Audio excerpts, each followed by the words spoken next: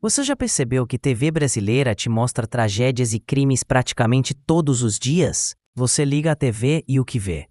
Um assassinato bárbaro, um assalto filmado por câmeras de segurança, uma família inteira destruída por um acidente, uma enchente levando casas embora. É como se o Brasil fosse um campo de guerra sem fim. Mas aqui está a grande pergunta: o que a mídia do Brasil quer com isso?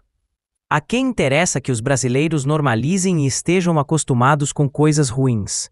Enquanto você pensa nisso, saiba de uma coisa. Segundo a Organização Mundial da Saúde, o Brasil carrega o título de país mais ansioso do mundo. E isso não aconteceu por acaso. É isso mesmo. Existe um elo direto entre o tipo de jornalismo que consumimos diariamente e o nível de ansiedade que sentimos. E aqui vai o choque de realidade. A televisão brasileira, junto com portais de notícia e rádios, não está apenas informando. Ela está fabricando uma sensação coletiva de medo, transformando milhões de pessoas em reféns da própria mente. Agora me responda com sinceridade. Como alguém pode viver bem? Como alguém pode dormir em paz quando todo dia é lembrado de que a qualquer momento pode ser a próxima vítima? Essa é a armadilha em que fomos colocados, e ela é muito mais poderosa do que parece. A verdade é que a mídia não é apenas um reflexo da realidade. Ela molda a forma como nós vemos o mundo. A televisão, o rádio, os portais de notícia, todos eles escolhem o que mostrar, como mostrar e quantas vezes repetir a mesma cena. E quando a escolha é sempre a tragédia, o resultado é claro. Um povo com medo, ansioso, sempre em alerta. E por que isso acontece? A resposta é simples: dinheiro. Notícia boa não dá audiência. Um programa mostrando alguém que venceu na vida com esforço, ou uma comunidade que se uniu para transformar uma escola, dificilmente vai segurar o público na frente da TV. Agora, se a chamada for últimas imagens de um crime brutal, aí sim, milhões param para assistir. É cruel, mas é verdade. A indústria da comunicação aprendeu a explorar nosso instinto mais primitivo, a atenção ao perigo. Desde os tempos das cavernas, o ser humano sempre prestou mais atenção às ameaças do que às coisas boas. Era uma questão de sobrevivência. Se você não prestasse atenção ao barulho do mato se mexendo, podia ser devorado por um predador. Nosso cérebro foi moldado para isso. Dar prioridade ao que nos assusta. E a mídia percebeu esse detalhe. E qual o resultado? Um cardápio diário de medo, porque o medo dá ibope. E o que isso causa dentro de nós? Cada vez que assistimos a uma notícia trágica, nosso cérebro reage como se estivéssemos vivendo aquele perigo. Ele libera hormônios como o cortisol e a adrenalina, nos colocando em estado de alerta.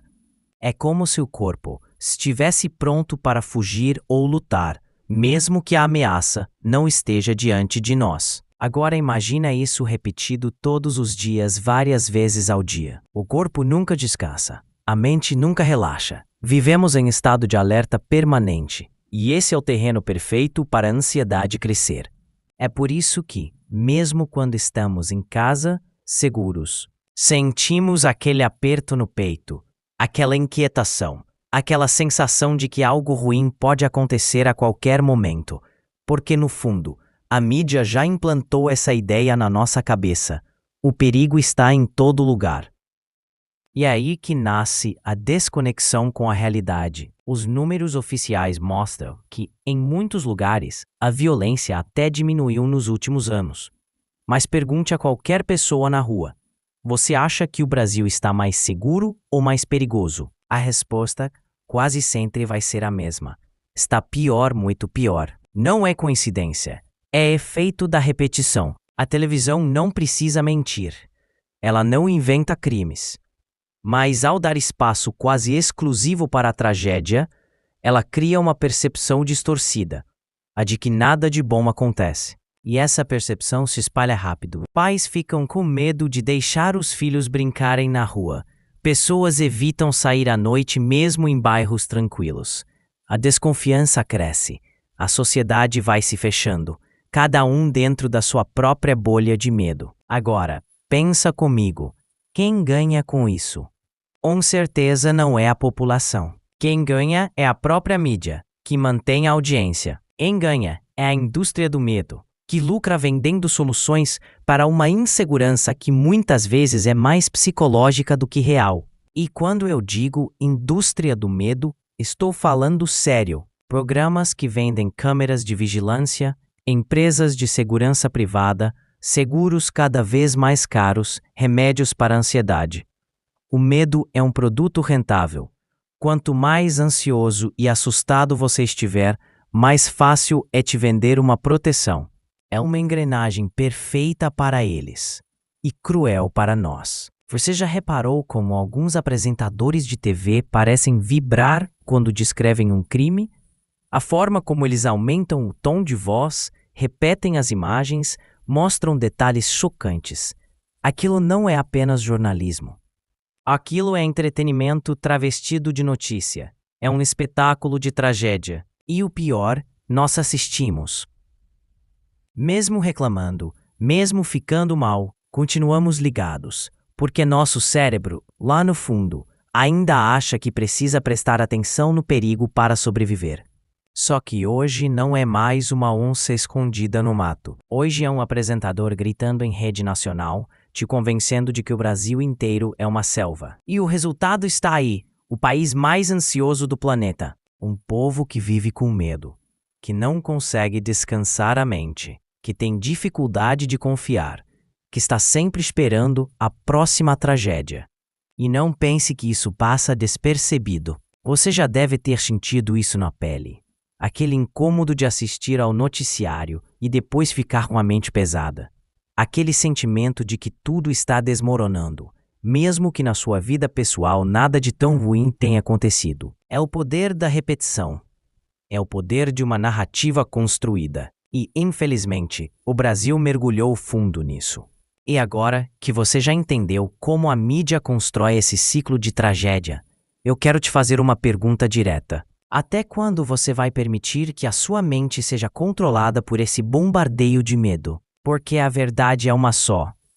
O problema não está apenas no que eles mostram, mas no quanto nós aceitamos consumir e, sem perceber, nos tornamos viciados nisso.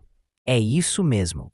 Existe um vício em más notícias. Nos últimos anos, até criaram um termo para isso: doom scrolling. É quando você não consegue parar de rolar a tela do celular em busca de mais tragédia, mais escândalo, mais violência. É como se o cérebro dissesse: preciso de mais perigo, preciso saber de tudo para me proteger. Mas, no fundo, isso não nos protege de nada. Pelo contrário, só nos deixa mais ansiosos, mais inseguros e mais desconfiados da vida. E perceba como é um ciclo perfeito. A mídia mostra tragédia. Você assiste, fica ansioso, volta a assistir para se informar. Consome ainda mais tragédia. É como dar corda para uma máquina que nunca para de girar. E não é só sobre ansiedade individual, é sobre o efeito coletivo. Uma sociedade inteira mergulhada em medo é uma sociedade paralisada, que não consegue avançar. Pessoas com medo não confiam umas nas outras. Pessoas ansiosas não se unem. E pessoas divididas são mais fáceis de controlar. E aqui está uma reflexão incômoda. Será que esse não é justamente o interesse? Manter o povo ocupado com tragédias, escândalos e violência, enquanto os verdadeiros problemas, como a educação, a saúde, desigualdade, ficam em segundo plano. Porque, convenhamos, quando estamos hipnotizados pelo medo, a gente não cobra tanto quem realmente deveria ser cobrado. E o resultado é um país inteiro acreditando que está à beira do colapso, mesmo quando existem avanços acontecendo. Você já percebeu como raramente dão destaque a boas iniciativas, a projetos sociais que funcionam, a pessoas que fazem diferença? É como se nada disso existisse. E se não existe na mídia?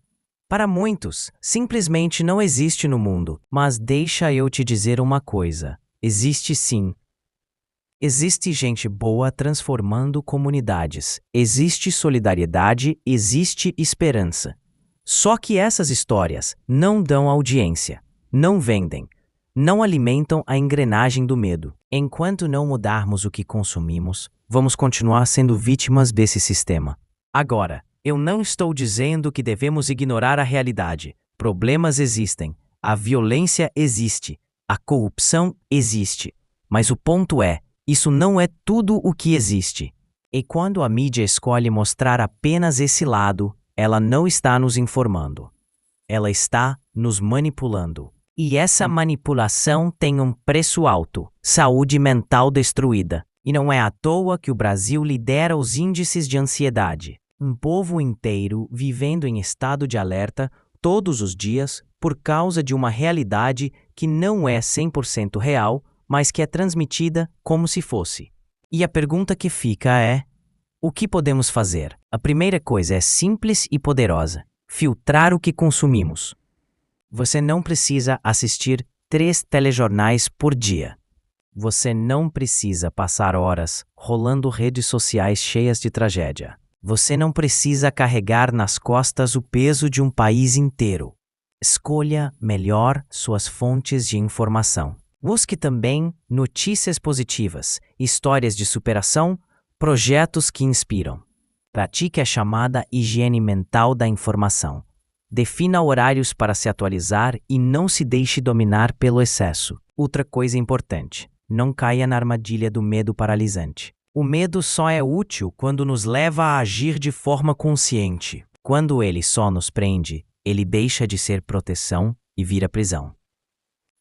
E por fim, lembre-se: o Brasil não é só tragédia. O Brasil é criatividade, é música, é cultura, é gente batalhadora que acorda cedo e não aparece na TV. O Brasil é um país de potência, mas que muitas vezes se enxerga pequeno, porque é treinado a olhar apenas para a dor. E aqui está a mensagem final que eu quero deixar com você. A verdadeira liberdade não está apenas em andar na rua sem medo, mas em ligar a TV, abrir o celular e não se sentir prisioneiro de uma realidade distorcida. Quando você percebe que pode escolher o que consome, você retoma o controle da sua mente. Quando você entende que a tragédia não é a única história, você abre espaço para enxergar esperança.